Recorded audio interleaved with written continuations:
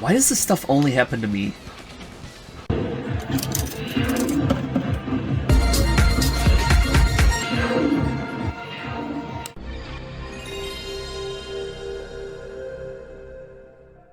And I need to get up on this series because we're closing in on 30 years of PlayStation in the US. The September 9th is usually notably tied to the Dreamcast's release in 1999, but in fact on that day, the September 9th, but in 1995, the PlayStation 1 released in the United States. So that brand got its kickoff here, and it's a really interesting thing to look at. And taking a look at some of the games that released within the first 6 months of the PlayStation 1. What we're here for today is I got this recently at a flea market of ESPN/ESPN2 Extreme Games, and this is in the long boxes. So this is one of my favorite parts of the early PlayStation, is getting these long box items. There's actually quite a few of them, and it is kind of like a collector's focus, but I think because of that, people inflate. Yes, long box PlayStation games are a thing. Yeah, the very earliest PlayStation games were all long boxed. So I think the initial ones were this plastic, and then they transferred more to this cardboard. See, Jumping Flash is all cardboard, it doesn't have the plastic. And then they transferred to the jewel cases that everybody probably is more familiar with. But and then like the unfortunate thing for the collector's market too is that there are games that have both a long box and a jewel case version. So sometimes people try to take advantage of that and charge more for the long box. Yeah, I agree with that. So, but because everything for the Sega Saturn was long box pretty much in the US. The outliers were like when they packed in the games, they got the cardboard sleeves. But and then unfortunately, like, I appreciate the cardboard ones more. I don't know if it's like they used a different one. The Saturn ones, they're very fragile. It's very easy to crack the long boxes on the Sega Saturn with the plastic that's used for those. And it's not like you can't crack these, it just seems way easier on the Saturn. So I don't know if that's just my imagination or just a weird personal experience, but that's the way it seems. So the Sony PlayStation page has these, and this is very accessible since this is roughly 1995, 1996, around that area. You can go to the Wayback Machine, and the earliest PlayStation sites are still very viewable and has a lot of features. You can see we're looking at the PlayStation here. Tons of peripherals using the CPU, the 32-bit RISC processor, CD-ROM drive. So we're going for broke here. And then you see, you really want the tech specs on this monster propeller head? Well then, what follows is a highly sophisticated technical breakdown of why you're gonna get your butt kicked. Yes, advertisements for video games in the 90s continually made threats to your safety, because that's how you get people to buy things, so you threaten them. So we got multiple independent custom processors with a 32-bit RISC CPU armed with a double-speed CD-ROM 2 double-speed that jams our 360,000 polygons in full-frame video at 30 frames per second. So let me continue, careful not to choke. 360-degree camera movement, CD-quality sound, digital lighting and texture mapping capabilities, and the ability to display 16.8 million colors simultaneously. Yes, they might. So they're selling this pretty hard. This is a pretty beefy console at the time, and we can flip over a little bit farther down on the page, see more specs. Memory configurations: the main RAM 2 megabytes, video RAM 1 megabyte, sound RAM 512 kilobytes, CD-ROM buffer 32 kilobytes, and the operating system ROM 512, 24 channel sound, 44.1 sample rate. So yeah, this is I love the sound. Like, Redbook audio is one of my favorite things from these early disc-based systems. It sounds so good. It might be it's sort of overkill in certain situations that games would use it for, but I just always love the concept. And then they go out of their way to talk about sprite graphics on this system. virtually unlimited sprites and background graphics. And with those sprites, you can rotate them, you can scale them up and down, you can warp them, you can make them transparent, you can fade them, give them priority and vertical and horizontal line scroll. And so we're here specifically today for ESPN / ESPN2 Extreme Games. And this game is previewed on their website. We have here ESPN Extreme Games. This is an insane sports for an extreme generation. And then I believe this is the this is the same description as the back of the box. So it just uses a bunch of buzzwords as the photo of the game's cover there. And you can see it received the gold label from PlayStation. I believe that's PlayStation Extreme. And then down the page a little bit. Hardcore features. Can charge 6 different bonsai courses covering San Francisco, Lake Tahoe, South America, Italy, Utah, and the money level. So if you don't know what's going on, it's legally binding, correct? The money level. 4 levels of difficulty from beginner to extreme. I mean, what else are you going to call the hardest difficulty there? 2-player split-screen racing. Catch epic air off ramps, launch over cable cars, and discover hidden zones for the ultimate victory. So getting reviewed, it received the gold award. Yeah, okay, so that, PS Extreme. If death-defying downhill runs with little or no protection is what you are craving, ESPN Extreme Games is what you want to play. Lace up those skates or lube up those wheels, but leave your pads at home. You're living life to the extreme. That comes from Game Informer from October 1995.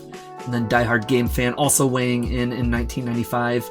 In many ways, ESPN Extreme represents a new frontier in 32-bit 3D writing / combat games. I'd consider ESPN Extreme one of the most innovative games on the PlayStation. So there you go. There's some screenshots, and it's a little bit of a bonus here. The good thing about the archive of the Sony site being from this area is before they started using a bunch of frames and flash and all that stuff, a lot of the media is still very accessible. So there's lots of promotional videos you can still get from the archived version of Sony's site. So here's one of the videos that they use to promote ESPN Extreme Games. Right here, look at that. Oh, it looks so crispy. So there we go. This is what we have to look forward to. We can skateboard, jump over a train, and ride on top of a guy that's on a street luge, I guess. So there we go. As we said, we have the game here. We have our control summary. So we can accelerate, crouch, punch and kick, move around, jump. This instruction booklet, it mentions that there's like weaknesses and strengths to using the different vehicles, but it doesn't really break it down. So it's kind of a weird instruction booklet. I don't want to say it doesn't tell you a whole lot, but it just feels like it still leaves it to where you have to figure out a lot of things on your own in the game. So I guess that's what we're going to do, is we're just going to jump in here and let's figure this one out. There's, I think, 2 sequels to this. And then by the time I was like actually playing my PlayStation, the second one was out, and that was the one that was everywhere. It was a little bit harder to play this original version of the game. So I have played a little bit of the 2-player mode in the sequel to this with my cousin, but I don't think I've ever played the 2-player mode in this specific game. And like thinking about it, I don't know if I've ever played 3 Extreme, the one that followed. I want to say it lost the ESPN license, and they just called it, like, the sequel is 2 Extreme, and then the one after that was 3 Extreme. We'll just do a season. I can't guarantee this is going to go well. And we'll just forego the memory card here. Okay, so we get this nice little hub. Look at those. That's sort of FMV on the really grainy FMV on the TVs there. Can go over here to our equipment selection. Look at those Sony TVs, like, I just have to go back real quick. But my favorite part, you can see the RCA inputs, the audio video inputs on the back of it. Love it. And I love these splash screens. The Microsoft Word art. So let's go. Here we go. We're ready. Go. Go. Get going. Oh, the acceleration on these aren't great. Punch.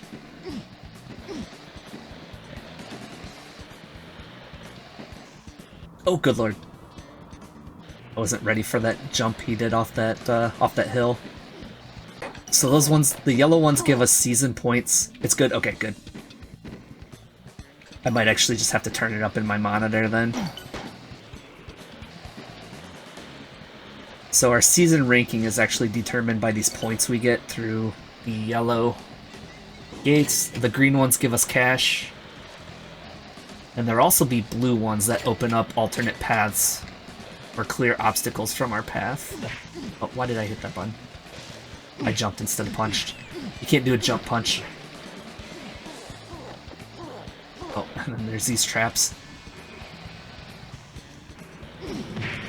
This is a legitimate sport. Put traps in their way. It's fine if they get injured. Okay. Oh god, no!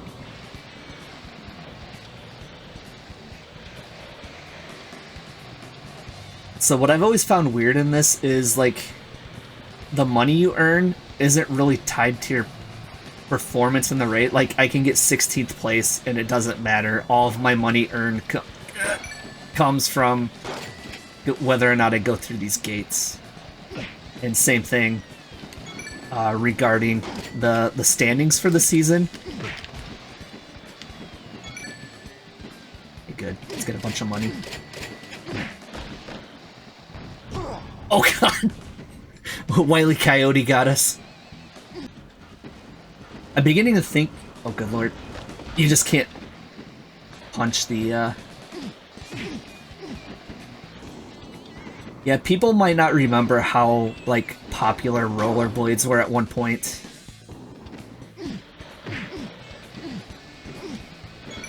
Oh my god. I'm of the age that, like, I knew very little people who did skateboarding, but a ton that did, like, aggressive inline skating.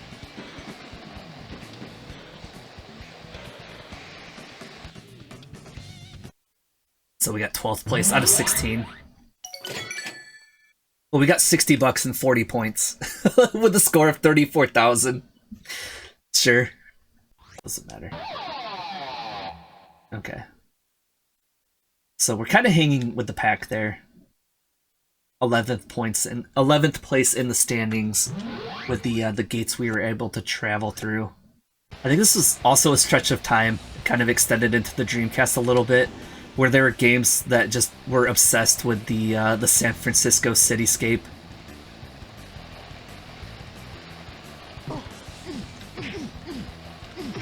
I mean, they made San Francisco Rush, like, built all that stuff around that. Sonic Adventure, yeah, Sonic Adventure 2.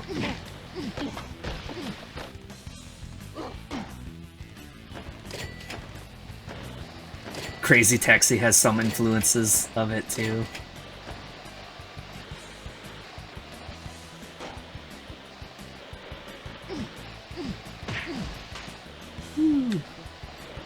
Okay, let's go. So the skateboard control's pretty nice.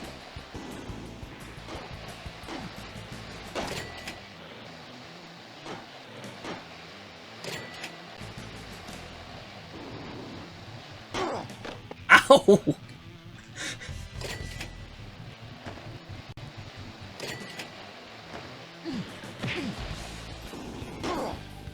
God, why? He just got to go straight through it. And then I sort of did too. Like, I don't know what happened there.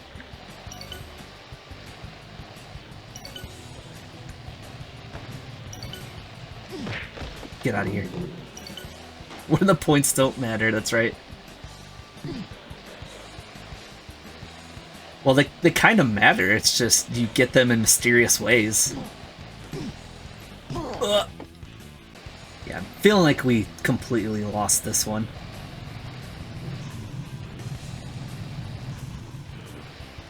Although, at least with this, it seems like you can jump without losing much speed in this, with the skateboard. It's terrible with the bike. If your bike leaves the ground, you lose all of your speed.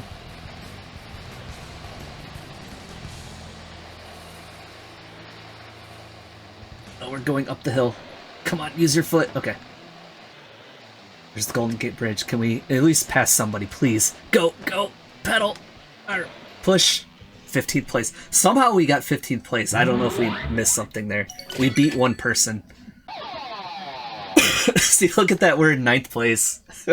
We're just eating it on the course, but we're hanging in there. Try the bike this time. See, on the bike you kick, which I know you can, yeah. Get my revenge on those dudes. No mercy. Sweep the legs. I'm starting to wonder if this skateboard might be the best, like, overall.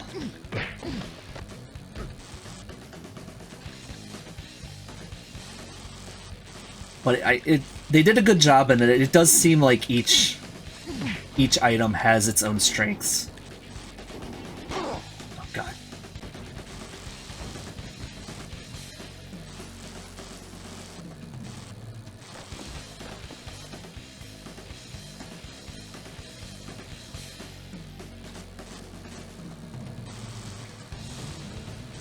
See, unfortunately, while he's actively pedaling, he doesn't regain his energy. Ah, nerds. See ya. Oh, get over here. Okay. Did it.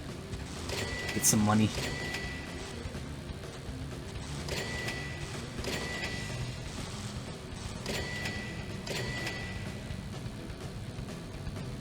At least there's no obstacles in here either. It's like I'm wondering if this is actually a shortcut, but it's at the least an alternate path where I don't have to worry so much about wrecking. Like that. Get set. Let's see how this goes. Oh man, the acceleration is so bad in this. Oh god, 15 miles per hour. Hey! Oh, it's my street luging buddy. We're both just chilling back here. Okay. Dude. Oh, it's a bunny. Gotta go out of our way, make sure we don't hit the bunny. Okay. Oh god! Okay.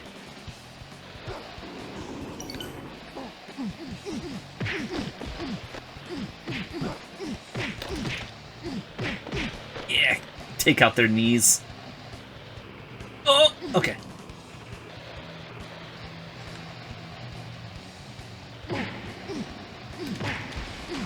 Haha! Oh, good, we almost hit the bunny.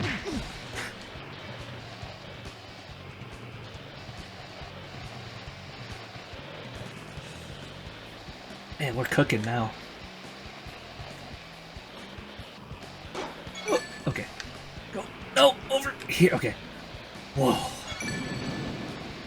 That was a chore turning that tight to... Okay, we got the... Oh, we hit the TNT boxes. Get over there for the points, please. Okay. Oh my god. God. It's not safe to drive down this road, good lord. Oh, come on! They kicked the barrel in front of me and I lost all of my speed. Okay, yeah, this is... Oh, you can fall off the board. Great. Push! Push! Come on!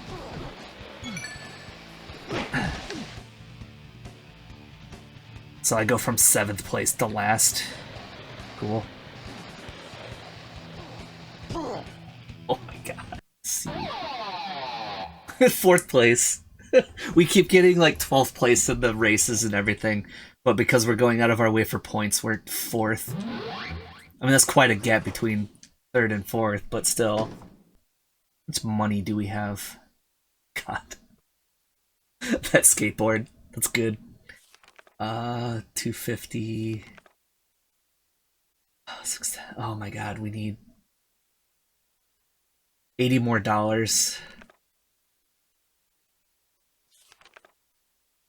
I think we should just save the $80 and get this one. Okay. How do I start off? Oh my god. Even the Street Luge racers got a one-up on me off the gate there.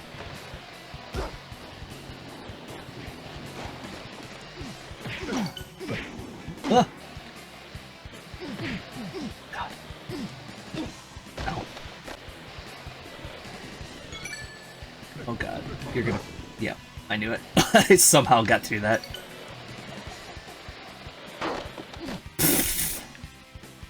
Ouch.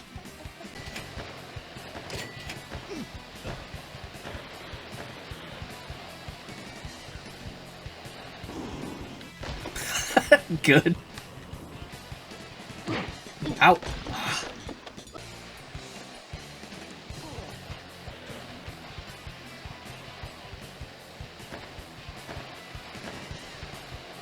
How am I in 10th place?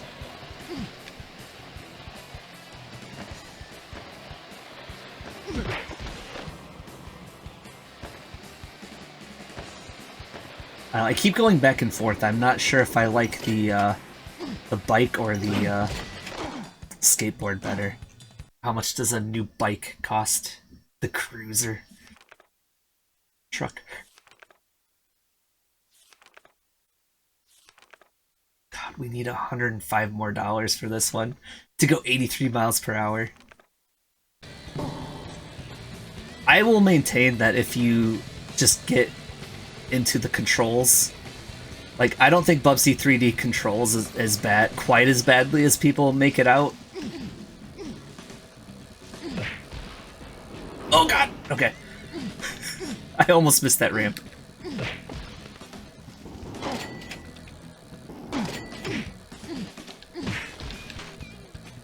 And it seems like a lot of people don't know how firing the atoms, the molecules, actually works in Bubsy 3D. Oh, wow. Are we gonna get 5th place? Whoa, we got 5th place!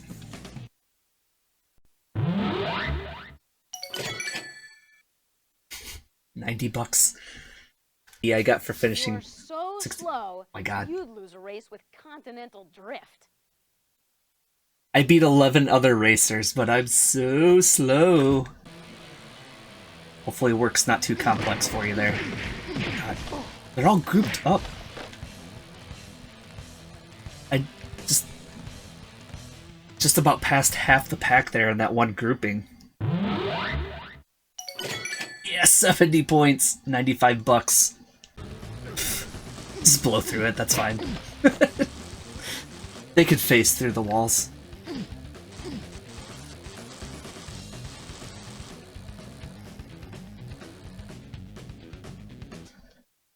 So, because they followed me into that tunnel, they wouldn't stop messing with me in that tight hallway. They did re-release this as a greatest hits, and then it followed the line of how they titled the other games, and they renamed it 1 Extreme. Which is funny.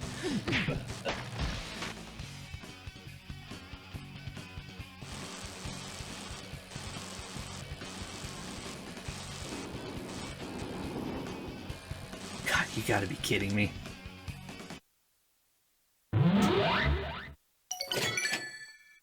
Lots of points, though.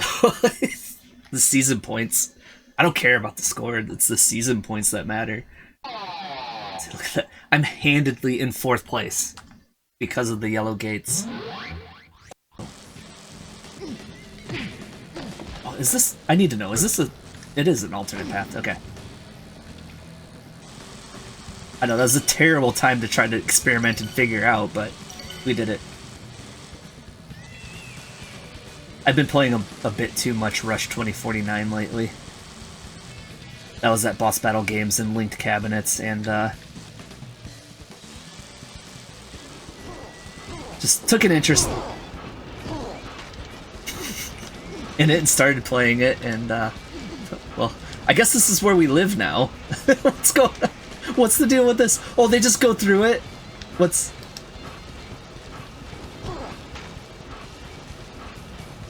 Huh.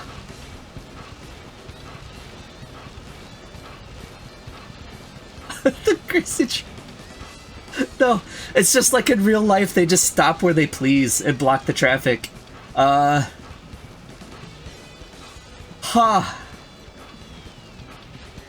Yeah, also, again, weird how the computers get to just phase through it. I don't feel like this is gonna give me enough speed. Like, I need way more room than this. Oh no, I can't move. I'm pressing X and it won't move. Oh. I guess I needed to rotate the controller. The 6-axis needed to be activated there. Is that a watermelon? Why does this stuff only happen to me? If it were the Final Fantasy VI train fight, I'd suplex the damn thing. Get it out of the way. Did we do this before? You... Oh, okay, okay.